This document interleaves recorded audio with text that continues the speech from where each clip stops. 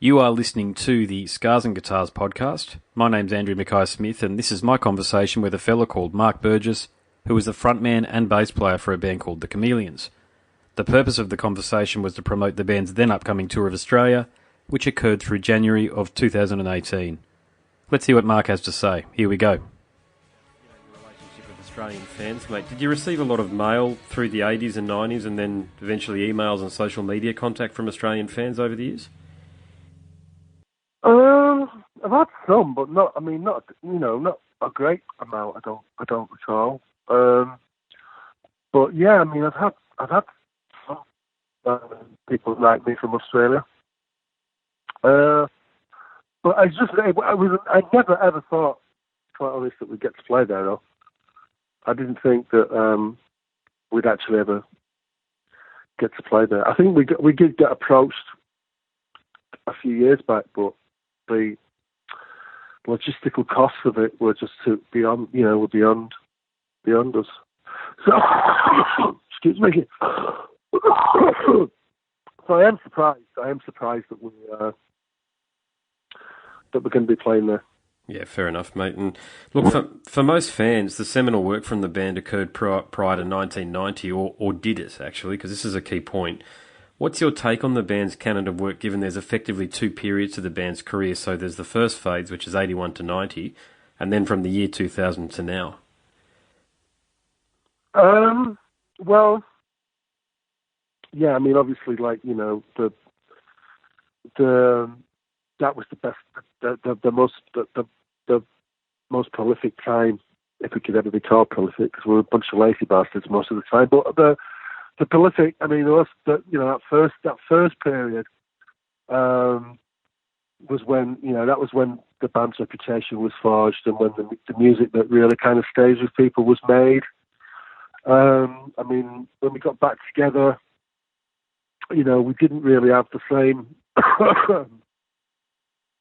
opportunity to kind of develop the way that we didn't play. We hadn't played together for 10 years. We had to learn how to do that again, because we've been, even though we could get together and play the old stuff, like we'd only been away for a few weeks, when it came to kind of writing new material, we were all into very different things. So we had to kind of find our way with that, and I thought we'd be given more time to do that than we were. So that was a bit unfortunate, but the live one, to me, it's always been about performing live anyway, more than, I enjoyed the studio process and I enjoy all of that, but I always liked it better when we were playing the stuff live and stuff. So, my take on it when the band came back together was that the band was a lot better than it had ever been. We were playing that stuff better than it's ever been played. And that was gratifying to me. Yeah. So it was pros and cons. On the one hand, we weren't as strong a recording force as we were, but on the other hand, we were way, way better live band. Yeah, cool. Yeah, no, that makes sense. Yeah, you've got to let those years in the road and performing live behind you, but I guess it lends itself to the question, what's the essential The Chameleons album in your view? Is there an album that stands out above all others?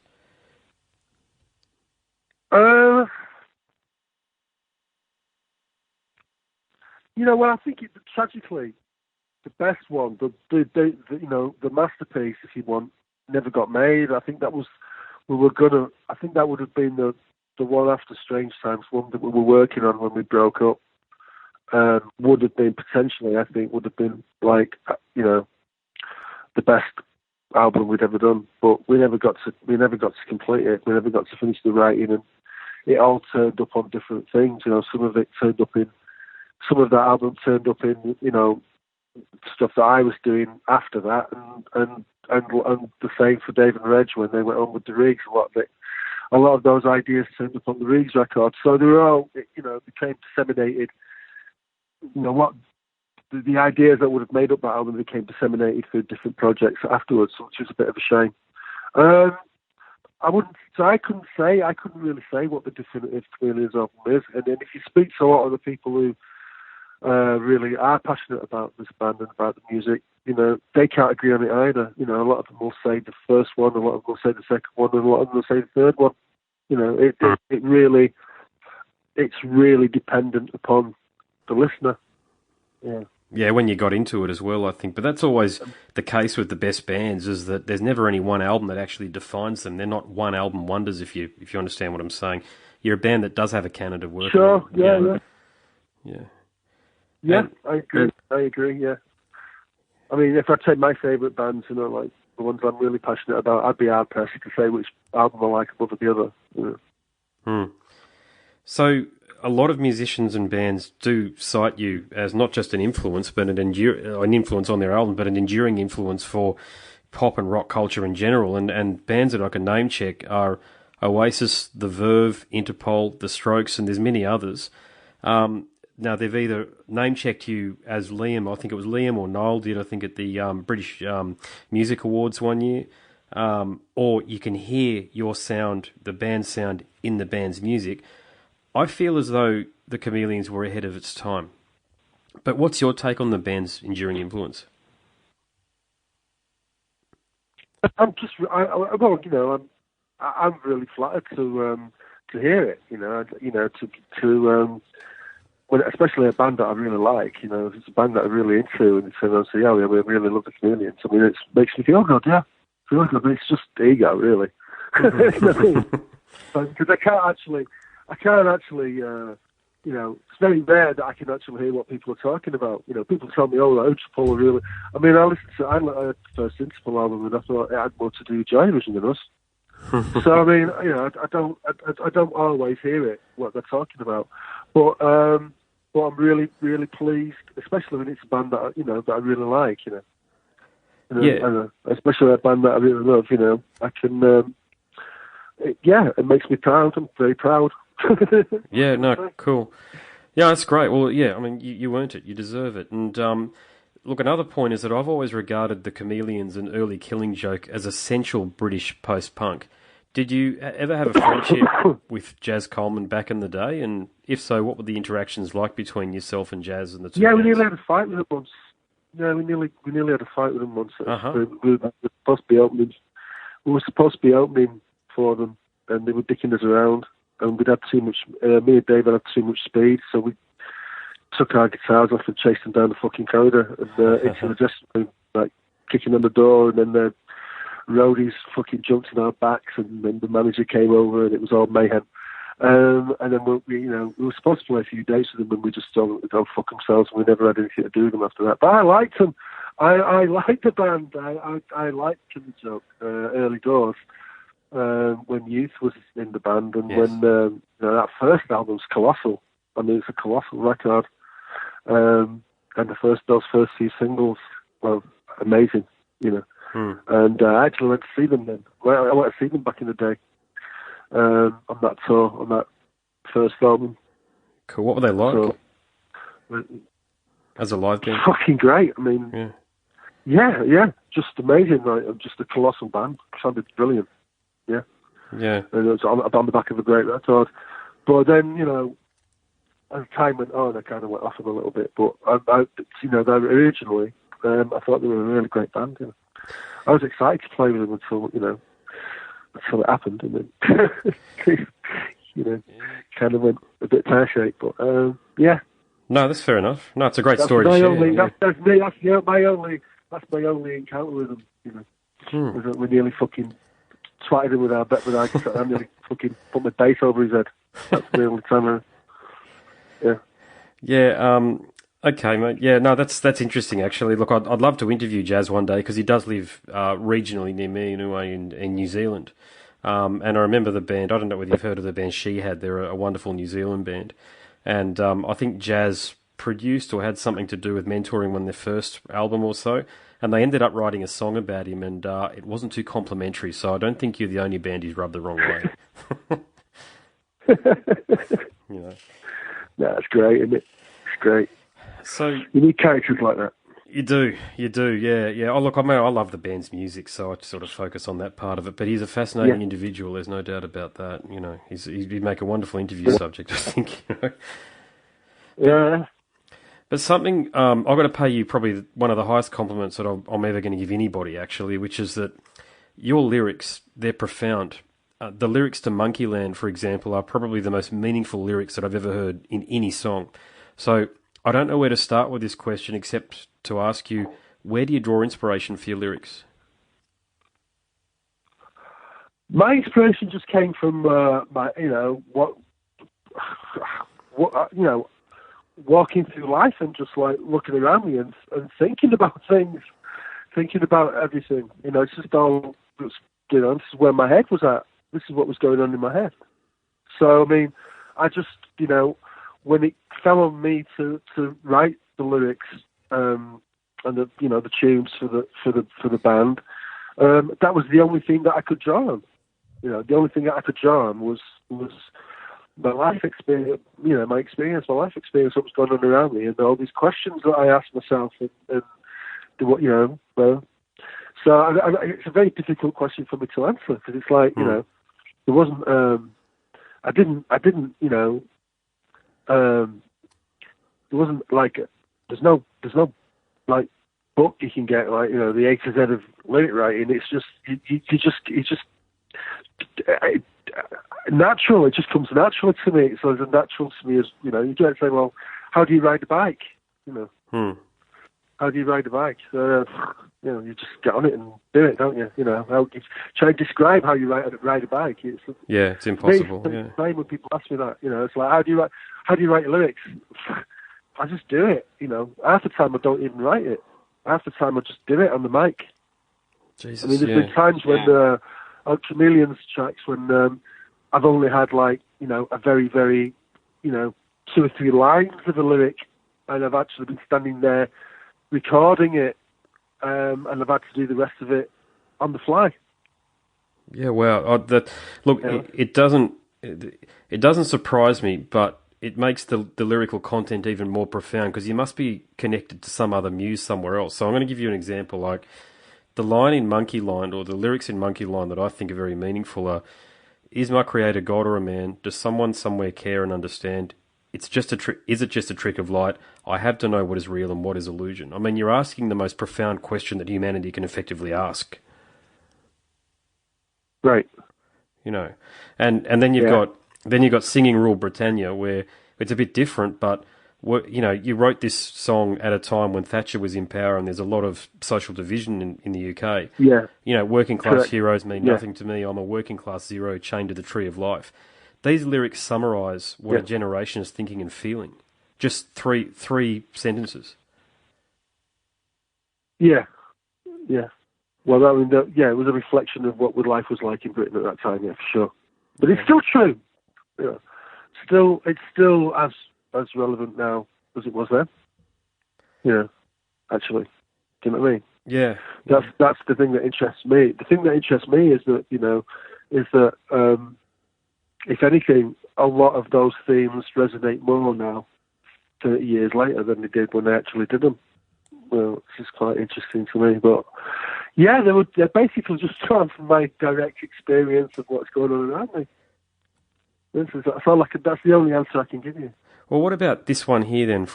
I do like the song Here Today, and the lyric in here that I like is, "My chest is burning, I think someone set my soul alight, don't know what happened, but I don't think I got home tonight." Is that referencing anything in particular? Yeah, it was a murder of John Lennon. Okay, right, gotcha. Yeah, I had a feeling there was something a bit more going on there. Here Today was directly about the assassination of John Lennon in New York, and I'm trying to imagine how it must have felt to be kind of like right out of the blue in front of your wife, murdered like that, shot like that, without really knowing what's going to happen. I mean, he never even saw it coming or anything. It wasn't like just like only a few hours earlier he was talking about how wonderful it was to be alive and to have resolved all his issues, and now for the first time in his life he's looking forward to the future, and 24 hours later he's dead. And that struck me as kind of ironic, and it struck me as ironic that that it just came completely out of the blue, suddenly before you even know what's happening to you. You don't even know what's happening to you. Yeah. And yet he was cohesive. He was cohesive enough to know who he was, because when the police officer asked him, "Do you know who you are?" He said, "Yeah, I'm John Lennon." So he was cohesive enough to know who he was. Yeah. But what was actually happening to him and the speed at which it was actually happening to him, that interested me. Well, I think you've captured the human aspect of I mean, his but passing, it could be applied to anybody. It's not solely about John Lennon, but it was the murder of John Lennon that inspired the piece. Yeah. Yeah. No, thanks for that. Is that common knowledge that song's about John Lennon? I made no secret of it. I've been asked a few times about it. The guys knew, because in fact, it was the very first piece I ever turned in for the group. Because it was being put out it was being recorded for a compilation album, Secret Safe with Us, or Static Records in London, which is before we were signed or anything. So that was one of the first ones I had to finish. So it was one of the first ones I ever did. Yeah. Okay, no, that's cool. And so a bit of a different question for you, mate. I haven't seen any copy on the internet where you've been asked about your exceptional bass playing. So I'm a musician and I am a bass player first and foremost. And again, I've never felt that you got the due that you deserve for the rhythmic template that you set for the band through the albums and in the live setting in particular. So is the bass guitar an instrument that you are compelled to play? Yeah, I mean, I started. A lot of players, they seem to start on guitar, don't they, and then they go to bass. I started on the bass because I thought I reasoned when I was like 17 and 18, it would be the fastest way into a band. I thought I can master that faster than I can master a guitar. So, I wanted to be in a band like as soon as possible. So that's the reason why I started playing bass. And then I was only the singer in my own band because I couldn't find one. I couldn't find a singer that fitted, that could do it. So I did it temporarily, as I did it because I couldn't find anyone else. And when I joined Dave and Reg, I expected it to be just the bass player, but then they told me, no, we want you to do the singing as well. So I became this like singer bass player. And I think, it's kind of like I've not really been able to focus on being a bass player as much as I would like to because I've always had to be the singer. Yeah. And there was a period where I stopped playing bass altogether. It was like a period of like 3 years where I just did vocals, and I stopped playing bass because I was in a bit of a rut with it. But I mean I always enjoyed playing. I always enjoyed dub bass and playing dub, playing in the kind of a raw dub style. That's the way I always kind of like saw myself. Yeah. And it was quite nice actually when I was playing one year, and we had a Rasta guy with us for a while, and he knew. I'm not sure which band it was that the guy was with. It might have been Aswad or something like that. And he turned up to a show anyway, and he was really complimenting me on my bass playing, and I was like saying to him, I always wanted to play dub, and he goes, dude, you do play dub. That's exactly what you do. You're a dub player, and that made me feel really good. So, but I don't profess to be a great bass player or anything. I mean, I'm not really. Well, you keep right on top of it. Yeah, I think you're a very good example of bass playing and singing. Yeah. Yeah, I can't. I mean, I listen to real bass virtuosos and kind of go, I think, wow, I wish I could play like that. Yeah, likewise. But especially these days, I'm getting arthritis now these days, so I'm even, it's even harder than ever. My fingers are stiffening up a bit. Yeah. Yeah. All right. Well, but I do enjoy playing bass. Yeah, I really do enjoy it. Yeah. And you're still playing the P bass that was used in the videos back in the day? Yes. Yeah. Cool. Yeah. Is that the preferred instrument, that one there, or is that just the one you ended up with, so to speak? No, that's the best bass I've ever played. Yeah. Yeah. The old school. It's the best one I've ever played. Do you know what year it is? Yeah. It's a 1982 Japanese Squier. Actually, it's not Fender. Shit. Okay. But